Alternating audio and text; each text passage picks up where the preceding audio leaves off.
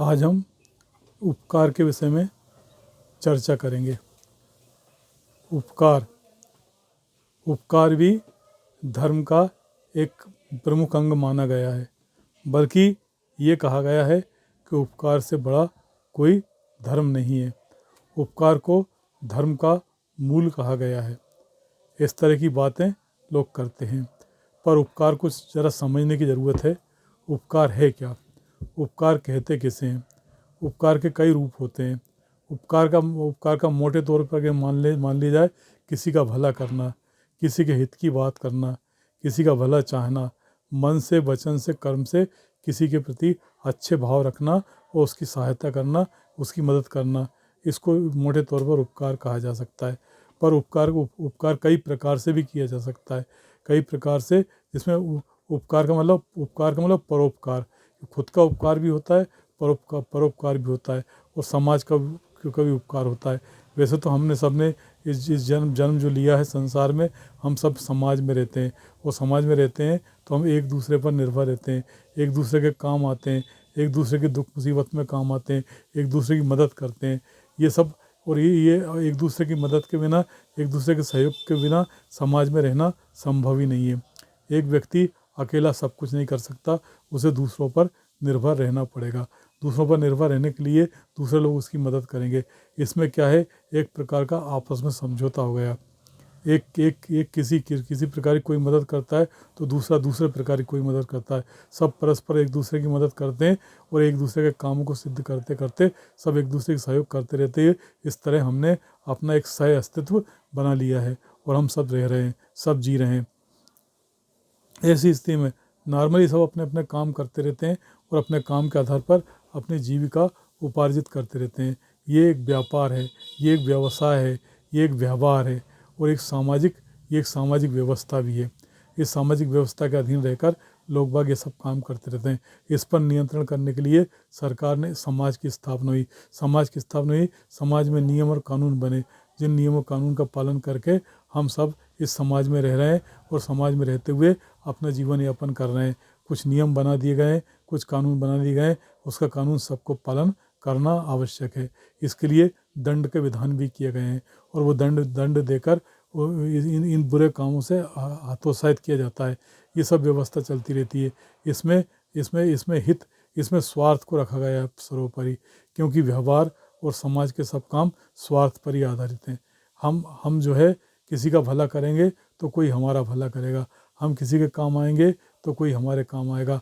हम एक काम करते हैं, हम उसका प्रतिफल लेते हैं, दूसरा काम करता है, वो उसका प्रतिफल लेता है। इस तरह हम अपनी सुविधाओं को, हम अपने काम को एक दूसरे में बांट देते हैं, और एक दूसरे के सुख सुविधाओं का इस तरह से उपयोग करते रहते हैं। ये एक सामान्य व्यवहार है, इसको उपकार नहीं किया जा सकता।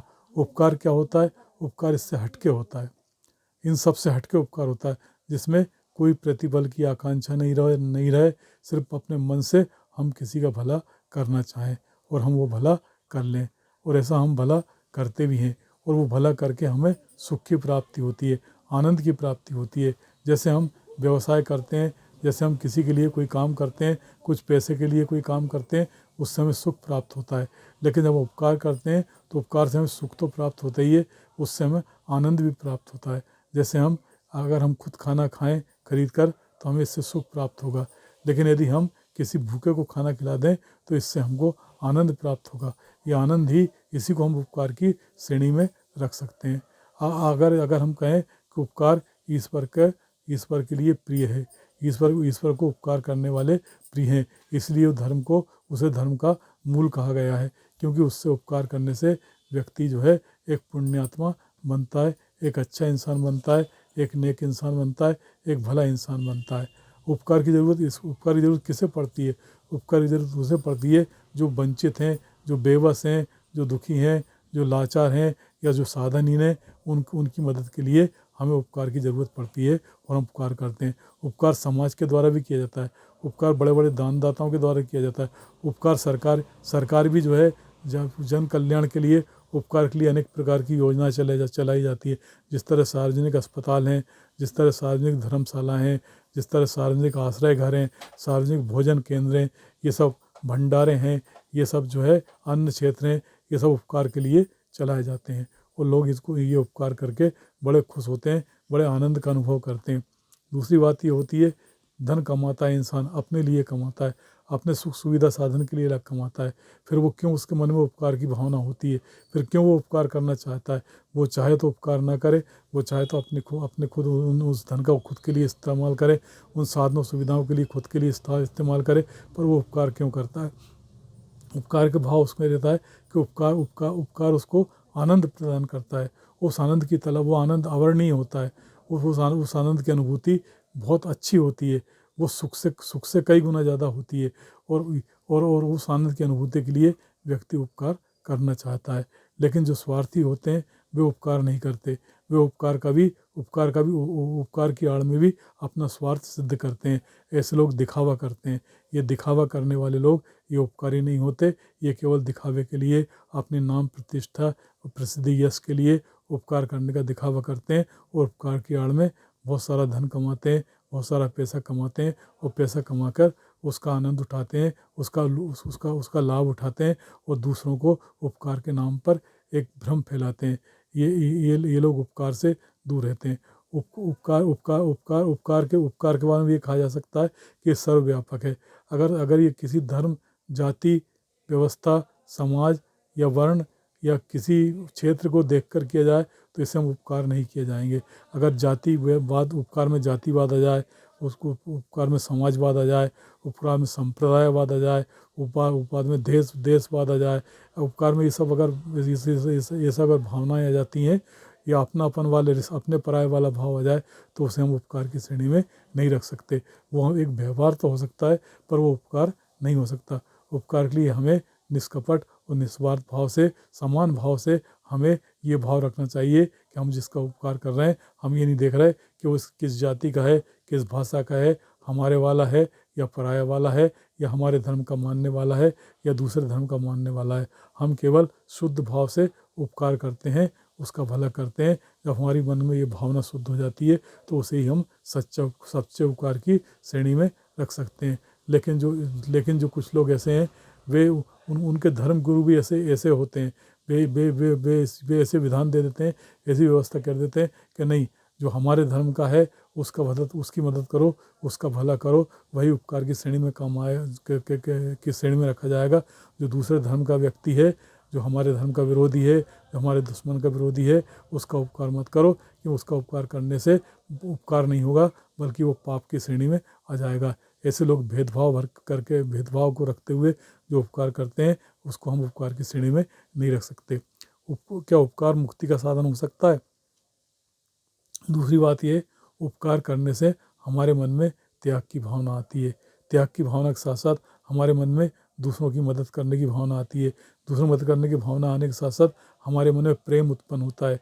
प्रेम उत्पन्न होने के साथ साथ हमारे मन में करुणा उत्पन्न होती है। करुणा उत्पन्न हमारे में दया उत्पन्न होती है। दया उत्पन्न होती है तो हमारे मन में दया उत्पन्न होती है।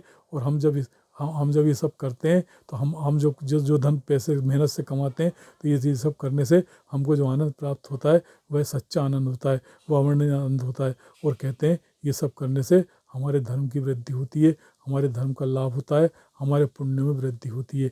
अगर जो लोग आस्तिक हैं, जो ईश्वर को मानते हैं, वे अगर ऐसा करते हैं तो इससे उन्हें ये सुख होता है, उनके मन में ये संतुष्टि होती है कि ऐसा करके उन्होंने अपने धर्म को बढ़ाया है, अपनी नेकियां करके अपने पुण्य की दौलत बढ़ाई है, जो आगे चल के उनके काम आएगी। ये तो उनकी बात हो गई जो आस्तिक हैं, जो ईश्वरवादी हैं, जो ईश्वर की पर विश्वास करते हैं। लेकिन जो ईश्वर पर विश्वास नहीं करते, वे क्यों करते हैं उपकार? तो एक बात याद रखिए, कोई ईश्वर पर विश्वास करे या ना करे, कोई ईश्वर को मानता हो या ना मानता हो, वो संसार में रह रहा है, संसार में जी रहा है, तो उसके मन में दया, ममता, करुणा के भाव भी उत्पन्न होंगे ही और होते ही हैं, क्योंकि ये इंसान के मूल में छिपे हुए हैं।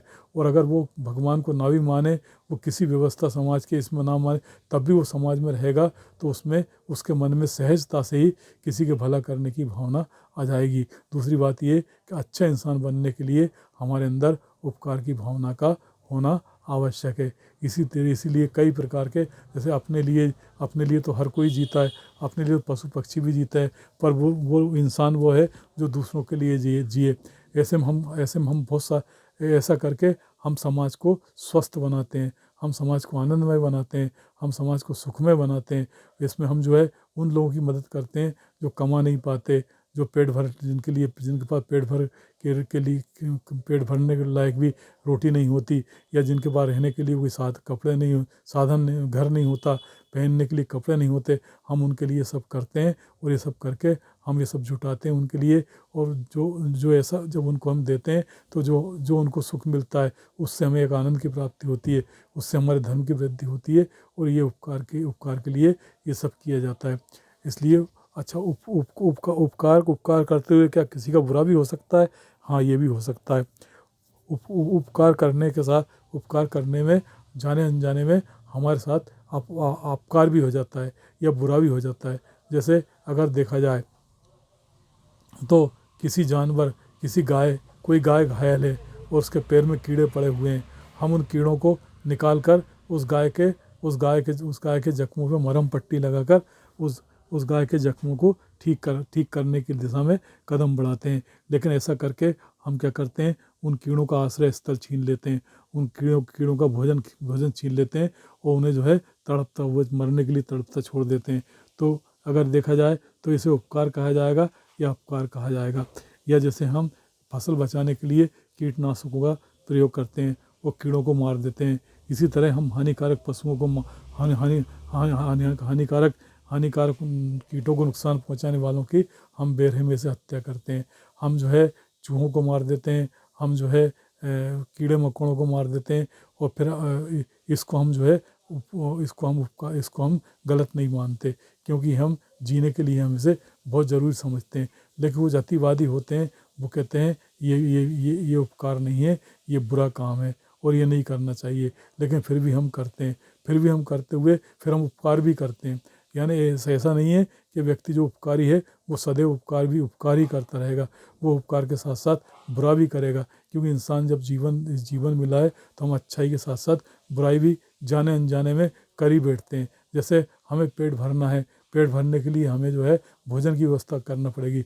भोजन की व्यवस्था करने के लिए हमें कहीं ना कहीं किसी न किसी को कहीं ना कहीं हम हिंसा का सहारा लेंगे ही सही। और जाने अनजाने में हमसे कुछ गलतियां होंगी, हमसे किसी का बुरा भी हो सकता है, या हम किसी के कभी जाने अनजाने में किसी के हिस्से को भी छीन सकते हैं। या हम कहीं रोज़गार कर रहे हैं और रोज़गार कर रहे हैं, हमारी वजह से कोई बेरोज़गार है, तो ये भी एक तरह का उसके प्रति अच्छा बुरा होगा और वो हमारे को अच्छी नज़र से नहीं देखेगा। पर ये सब करते हुए भी जो हमारे लिए आवश्यक, जिनको हम टाल नहीं सकते, हमारे लिए करना ज़रूरी है, उसके बारे में तो हम कुछ कह नहीं सकते। लेकिन इसके बाद भी इंसान उपकार करता है, क्योंकि बुरा करते हुए इंसान भलाई भी करता है। कुल मिला के ये देखा जाता है कि व्यक्ति में अच्छाई की मात्रा कितनी ज़्यादा है और वो सहजता से अच्छाई करता है। जानबूझकर वो किसी का बुरा नहीं करता, तो हम उसको अच्छा इंसान मान लेते हैं और उसको उपकारी की गिनती में रख लेते हैं।